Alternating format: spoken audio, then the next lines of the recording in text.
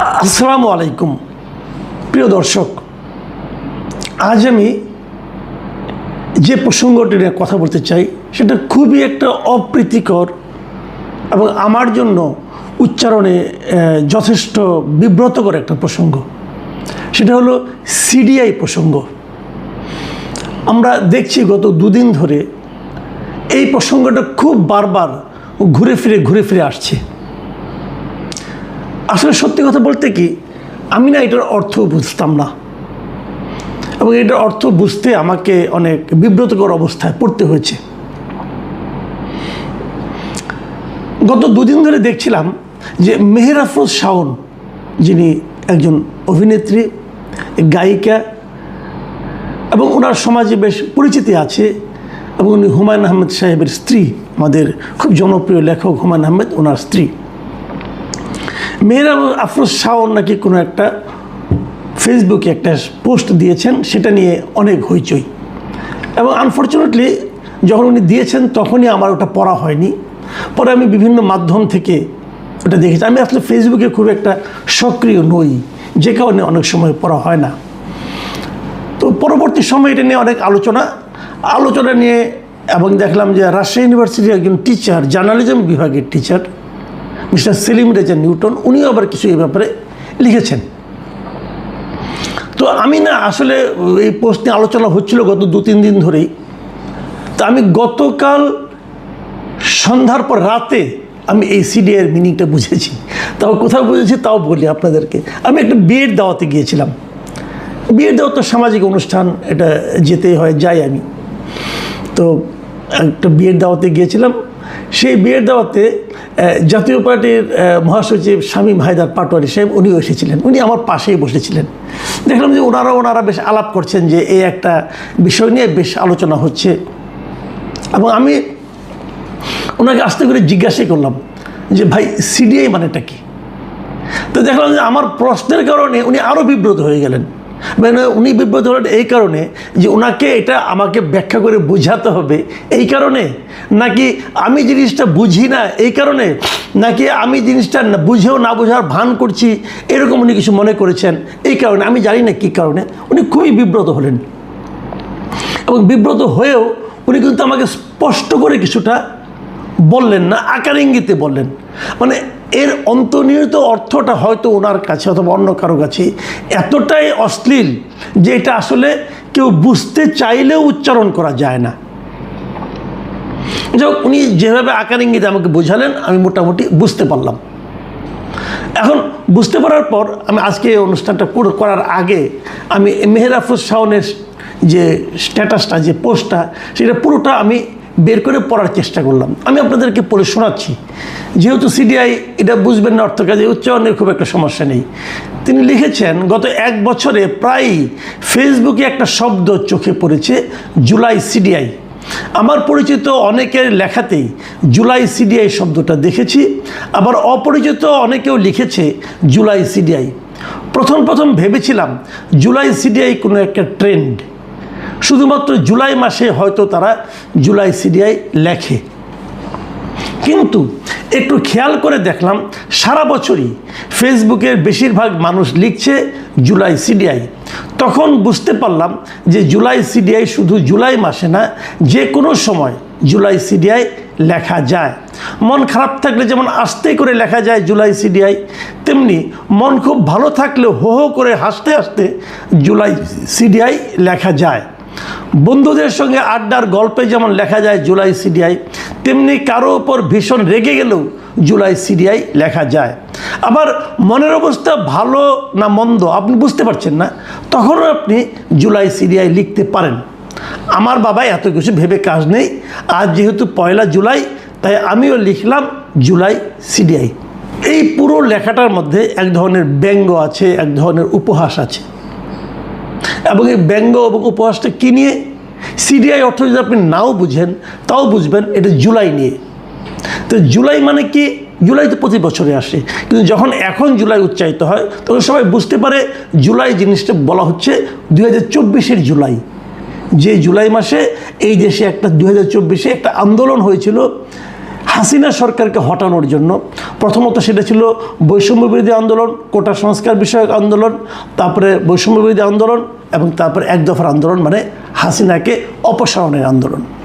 CDI অর্থটা না বুঝলেও এতটুকু নিশ্চয়ই আপনি বুঝবেন এর অর্থ ভালো কিছু নয়। তো জুলাই নিয়ে ভালো কিছু নয় এটা বলা, আমি জানি না শাওন কী অর্থে বলেছেন, আমার কাছে এটা পছন্দ হয়নি।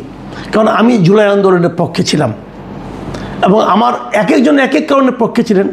আমি পক্ষে ছিলাম এই কারণে যে আমার কাছে মনে হয়েছিল ওই সময় শেখ হাসিনার সরকার সারা দেশে যে অপশাসন কায়েম করেছিল, যে গণতন্ত্র হরণ করেছিল, মানুষের ভোটাধিকার কেড়ে নিয়েছিল, সেই ব্যাপারে আমি হাসিনা সরকারের ওপর ক্ষুব্ধ ছিলাম, বিরক্ত ছিলাম এবং আমি হাসিনা সরকারের পতন চেয়েছিলাম।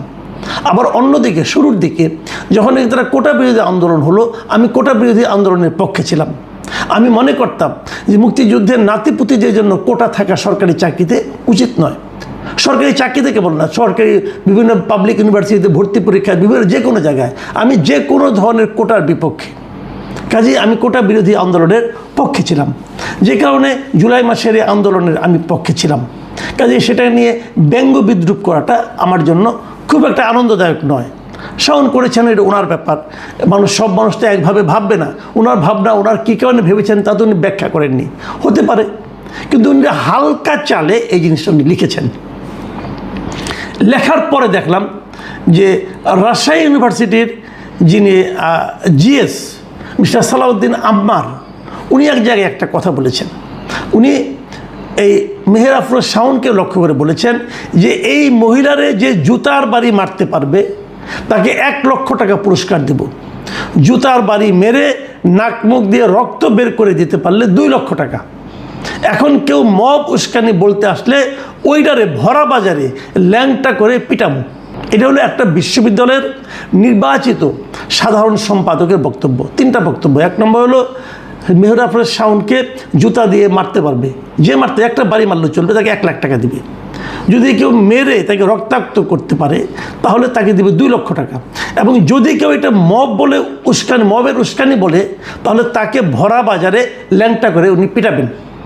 মিস্টার সালাউদ্দিন আম্মার, আমি বলছি আপনি এটা মবের জন্য উস্কানি দিয়েছেন, এখন আপনার দায়িত্ব হলো আমাকে ভরা বাজারে ল্যাংটা করে পিটানো। যদি পারেন আমি খুশি হব, আমি ভাববো যে আপনি বাপের বেটা, আপনি কথা রাখতে পারেন। আমি আপনাকে চ্যালেঞ্জ করছি। বলা খুব সহজ, ছোটো মুখে বড় বড় কথা বলা অনেক সহজ। আপনি যে কথাটা বলেছেন, আপনার এই কথাটা ফৌজদারি অপরাধ আমি মনে করি। আপনি পারলে ওনার নামে মামলা করেন, আপনি পারলে ওনার নামে বলেন। আপনি তো মানুষকে 1 লাখ টাকার লোভ দেখাতে পারেন না, 2 লাখ টাকার লোভ দেখাতে পারেন না। আপনি যে 1 লাখ 2 লাখ টাকার লোভ দেখিয়েছেন, এটা হলো গিয়ে আপনি একজন নারীকে মারার জন্য মব উস্কে দিচ্ছেন আপনি। আর আমি যখন এটাকে মব বললাম, তখন আপনি আমাকে ল্যাংটা করে পিটাবেন, এর মাধ্যমে আপনি আমাকে হুমকি দিচ্ছেন। কোনো সভ্য দেশে এ ধরনের আচরণ চলে না, এ ধরনের হুমকি চলে না। আপনি কী লেখাপড়া শিখছেন আমি জানি না, যারা আপনার টিচার তাদের প্রতি আমার প্রশ্ন, আপনি কী শেখাচ্ছেন এই ছেলেটাকে?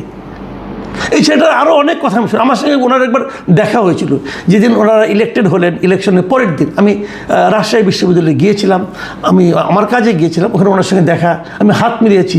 ওনার সঙ্গে হাত মিলিয়ে আমার কাছে ওনাকে খুবই ভদ্র একটা ছেলে মনে হয়েছে। সেই ভদ্র ছেলেটার মধ্যে এগুলি কী বেরোচ্ছে? আপনি যে একদিন বড় হবেন, আপনি রাজশাহী ইউনিভার্সিটির স্টুডেন্টদের নির্বাচিত ব্যক্তি, আপনি একজন জনপ্রিয় লোক, এত লোক আপনাকে সমর্থন করে, সেই সমর্থন কি এই কারণে করে? আপনি একদিন আরও বড় জায়গায় যাবেন, একদিন এমপি হবেন, মন্ত্রী হবেন, আপনি কী করবেন? মানুষকে কাকে পিটাবেন? যে আপনার মতের বিরুদ্ধে যাবে তাকে আপনি ল্যাংটা করে পিটাবেন, তাও ভরা বাজারে? এটা হয় ভাই? মানুষটা একটা অশিক্ষিতর সঙ্গে একটা শিক্ষিত লোকের পার্থক্যটা কী আমি কিন্তু বুঝতে পারি না। আমি কী করে বুঝবো? আপনার আমি খুব একটা দোষও দিই না। আপনার ইউনিভার্সিটির একজন টিচার মিস্টার সেলিম রাজা নিউটন, উনিও আমার পরিচিত, আমাদের এই ডিপার্টমেন্টের স্টুডেন্ট। দুর্ভাগ্যক্রমে আমি ওনার চেয়ে অনেক সিনিয়র, উনি আরও পরে এসেছেন, উনি পরে অনেক কিছু শিখেছেন। আমরা প্রাচীনপন্থী লোক। উনি চ্যাট জিপিটিকে ধন্যবাদ দিয়েছেন, উনি চ্যাট জিপিটিকে কিছু ইনস্ট্রাকশন দিয়েছেন যে এরকম আমাকে একটা পোস্টার বানায় দাও। সেই অনুযায়ী চ্যাটজিপিটি ওনাকে একটা পোস্টার বানিয়ে দিয়েছেন। আপনারা পোস্টারটা দেখুন, দুটো শব্দের একটা পোস্টার। এই পোস্টারটা ওনাকে চ্যাটজিপিটি বানিয়ে দিয়েছেন এবং উনি চ্যাটজিপিটির এই সাফল্যে হ্যাপি হয়েছেন। হ্যাপি হয়ে তাকে বলেছেন যে খুব ভালো করেছেন। এখানে আমরা বুঝলাম যে হাসিনার পরে যে শব্দটা, এটাই হলো সিডিআই। উনি এটাকেই সিডিআইরই উনি বঙ্গ অনুবাদ করেছেন। তাহলে আমার কথা হলো, যদি আপনি একজন পলিটিক্যাল লিডারকে, সে যেই হোক না কেন, তার শাস্তি হোক, মৃত্যুদণ্ড হোক, আপনি এই শব্দ দিতে পারেন।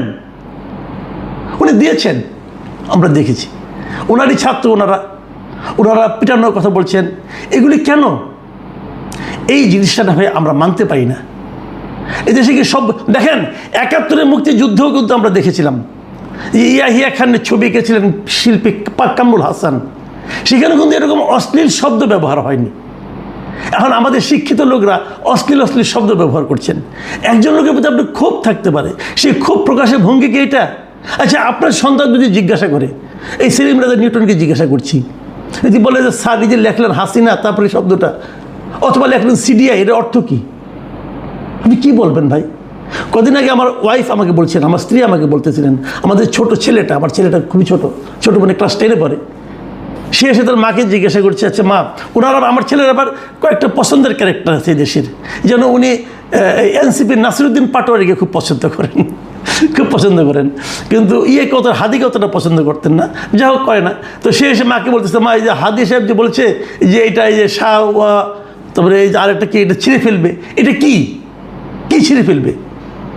তো আমাদের সন্তানদেরকে আমরা কি শেখাচ্ছি, কি শোনাচ্ছি? এর অর্থ কোথাতে তো প্রাথমিক ক্লাস থেকে শেখানো উচিত। এটার অর্থ কি, সিডিআই অর্থ কি, এটা অর্থ কি, ওটা অর্থ কি, এগুলো শেখানো উচিত। তো এই জিনিসগুলো ভাই আমাদের সতর্ক হতে হবে। আমি বলবো একটা কথা বলে আমি শেষ করব। আমারই এক সিনিয়র ভাই জনাব আহমেদ নুরে আলম সাংবাদিক ছিলেন, খুব বড় সাংবাদিক ছিলেন, এখন আমেরিকায় থাকেন, বয়স হয়ে গেছে, অবসর জীবনযাপন করছেন। উনি একটা ফেসবুকে পোস্ট দিয়েছেন। সেই পোস্টে উনি লিখেছেন, জুলাই নষ্ট একটা প্রজন্ম তৈরি করে গেছে, যা এই জাতির জন্য অভিশাপ। আমরা কি তাই মনে করি? আমরা কি এমন একটা জাতি চেয়েছি যা নাকি এমন শব্দ উচ্চারণ করবে যে শব্দগুলোকে আমরা উচ্চারণ করতে পারবো না, আমাদের সন্তানকে ব্যাখ্যা করে বোঝাতে পারবো না? আমি কিন্তু সিডিআই বলেন আর ওইটা বলেন, যেটা বলেন, আমি একটা মানুষকে সমালোচনা করার অনেক ভাষা থাকতে পারে, আমরা তো কুৎসিত ভাষা কেন প্রয়োগ করব? প্রিয় দর্শক, আপনারা ভাববেন এগুলো নিয়ে। আমাদের বাংলা ভাষা কি এত দুর্বল যে এই সমস্ত শব্দ উচ্চারণ না করলে প্রকৃত মনের ভাবটা প্রকাশ করা যায় না? আপনারা ভালো থাকবেন। এখন